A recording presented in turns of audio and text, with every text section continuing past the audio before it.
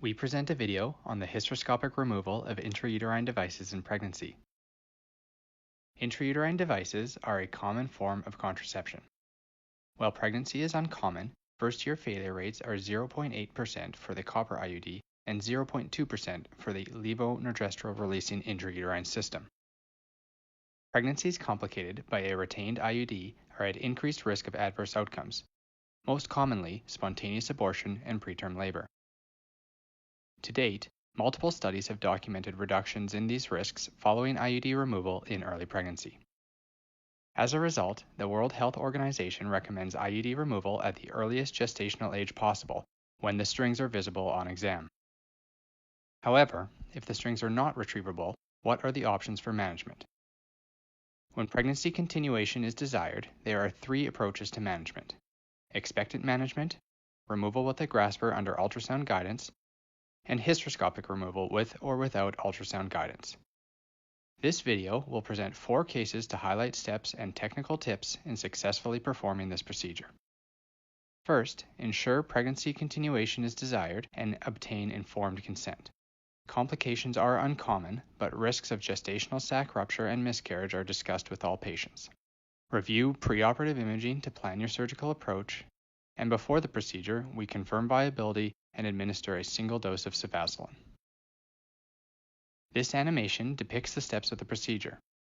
The first step is vaginoscopic hysteroscopy using a 3.8 or 5 mm continuous flow hysteroscope with a 5 French operative channel.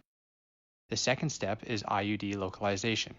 If the IUD is not easily visible, or if it is located near the uterine fundus, ultrasound guidance is recommended. Ultrasound guidance can help identify the IUD and facilitate step 3, IUD removal in an uncomplicated fashion.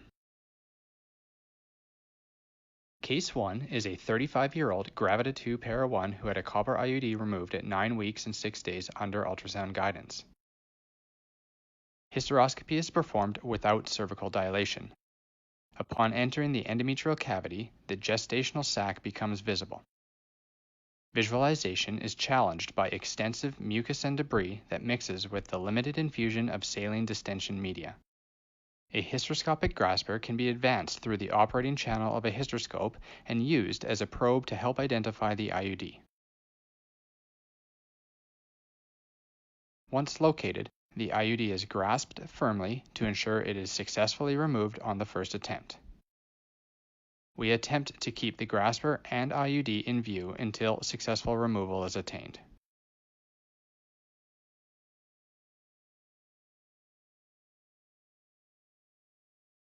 Case 2 is a 32-year-old gravida 2 para 1 who had a copper IUD removed at 12 weeks 2 days under ultrasound guidance.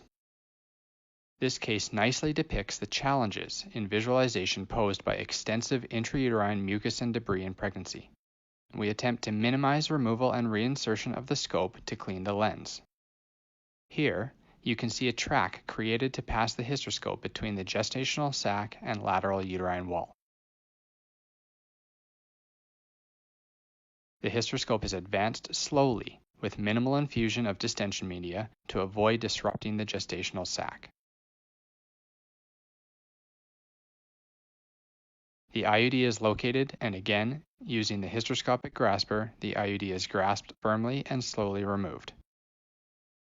We attempt to keep it in view as the hysteroscope is removed from the uterine cavity and endocervical canal.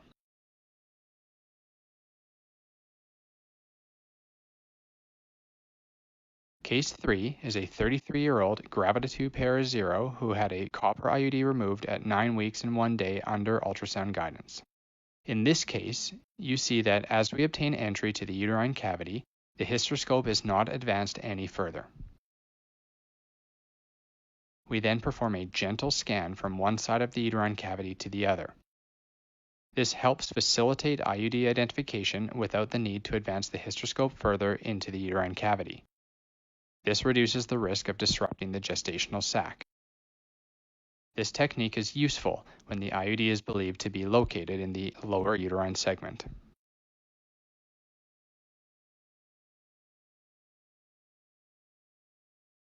Case 4 is a 37-year-old gravida 3 para 2 who had a copper IUD removed at 11 weeks and 1 day under ultrasound guidance.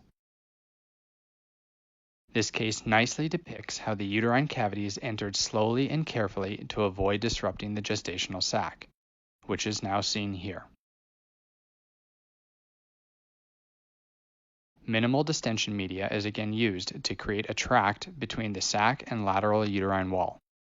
The hysteroscope is then angled up and over the gestational sac before returning to the lateral tract when the IUD is not seen. It is then advanced further along the uterine wall. The IUD becomes visible at the uterine fundus, surrounded by mucus and debris.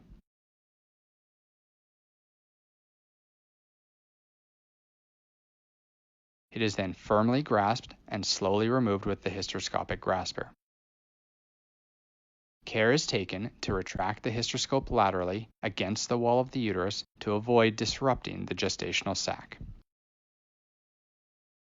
To review the steps of the procedure, Step 1 is vaginoscopic hysteroscopy.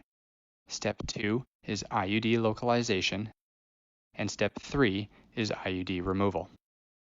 After the procedure, all patients have viability confirmed.